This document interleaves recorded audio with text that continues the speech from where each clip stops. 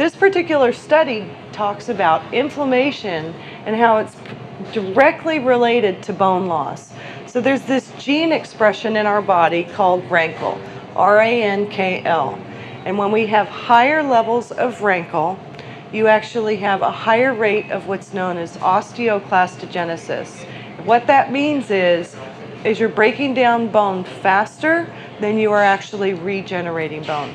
Every single day, every single person breaks down bone and regenerates new bone. It's our body's part of being a living person, breathing human being, an organism here. We regenerate and we deteriorate all the time.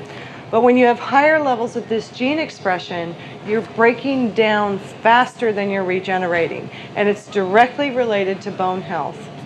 So Zyflamend has been clinically proven, and this was at MD Anderson Cancer Center. So this is not just some, made up research institute. This is MD Anderson Cancer Center telling us that Zyflamend significantly reduces this expression, which leads to this. So this product has been researched at Columbia University, Cleveland Clinic, MD Anderson, Tucson Medical Center, Beth Israel in New York City is currently doing a key study on this product with patients that are undergoing chemotherapy. And they're finding great results because cancer is also fueled by inflammation in the body. Directly related to our bone health and osteoporosis, reducing inflammation is extremely important. So let's talk about another choice. So especially women, every time we go after the age of 40, you go to the doctor and you get your work done, and the first thing they ask you is, or tell you, is you need to take 1,200 milligrams of calcium a day. They all say that to every woman that walks through their door. I'm not sure if they say that to men or not, but I know they absolutely say it to women that walk through the door. And because we have epidemic levels of osteopenia and osteoporosis, and there's been a lot of research that talks to us about poor calcium absorption, we're using the incorrect form of calcium to supplement with. Calcium citrate and carbonate all are molecules that don't completely metabolize in the body, and they can increase our risk for other diseases. So just a few things: megadoses of calcium, especially in calcium carbonate, does not necessarily build bone. It will actually slow down bone loss, but it won't necessarily regenerate new tissue. So calcium in food is associated with a broad spectrum of synergistic constituents, and it's a safe and balanced approach to bone health. In fact, in cultures where they only get 250 milligrams of dietary calcium a day, they have the lowest rates of osteoporosis in the world. So what are they doing that's correct, as in opposition to what we're actually doing? I like the bottom study right here, which was done in New Zealand in February of 2008. It was done, it was a 5-year-long study, and it was women taking 1,000 milligrams of calcium a day for 5 years had almost twice the risk of having a heart attack. Twice the risk. Number one killer of women in the United States is heart attack. They had twice the risk of, compared to the women who were taking the placebo, which means they weren't getting the calcium, of having an actual heart attack. This particular study showed, and this was done on almost 10,000 people, so 9,704 white women over or under age 65 years or older, and what they found was twice the risk of hip fractures using 1,000 milligrams of calcium a day. Using, where we're going to talk about that next. One of the issues is having the correct form of calcium, and up until very recently, we in the United States have not been able to offer a form of calcium that metabolized completely in the body. So it increases your risk for other diseases like arterial plaque and gout and kidney stones and things like that, because where does it go when you don't use it? When your body can't use all of what you take, where does it go?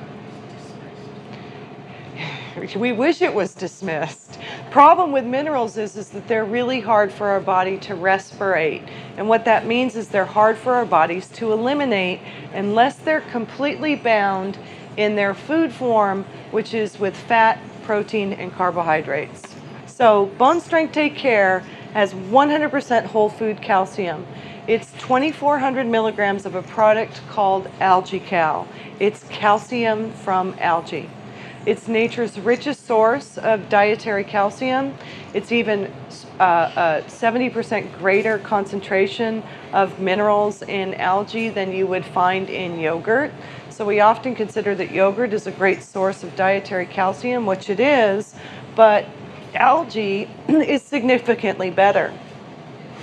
So within Bone Strength Take Care, you get 2,400 milligrams of Algae Cal. The important part of this formula is that the calcium is completely bound in a food form. So it's glycoprotein bound calcium. Next. There's some of that in there too. It has actually all of the other trace minerals are present in this product, so 72 other minerals are in this product. You get magnesium and strontium and vanadium and silica, and you never find calcium in nature without a whole host of other minerals, because those minerals actually allow us to be able to metabolize our calcium. What's the ratio of magnesium to calcium? It's 685 milligrams of, you get 2,400 milligrams of Algae Cal, 685 of calcium, 200 of magnesium, but we're going to talk a little bit further about if you're referring to like correct ratios like a 50-50 or a 2-to-1, this is as it is naturally occurring in the algae. So we don't alter the formula in any way, shape, or form. This is as it's naturally occurring. And So should you take more magnesium? no, let's wait here. No, you shouldn't, because you're getting all the other trace minerals. This particular form, her question was what was the ratio of the magnesium to the calcium in the formula. This particular type of calcium called Algae Cal already has a human clinical trial on it that shows a 2% increase in bone density after just 6 months, with a 3% increase estimated after 1 year. So this is pending being published. It's right on the edge of being published. All the other calcium supplements will show a slowing of bone density and slight increases in bone density, but they don't really offer those types of increases. We've had customers that have been with us for a very long time, we've been in business for 20 years, actually take pictures of their bone density before and after they started and had phenomenal results. So there's a few things to note about this product. No, minerals are totally different. A multivitamin gives you trace amounts, hopefully. It's giving you a good mineral profile. But you usually don't get a very high mineral profile in your multivitamin because their molecular structure is larger, and so it's really difficult to get a high concentration of minerals into your actual multivitamin.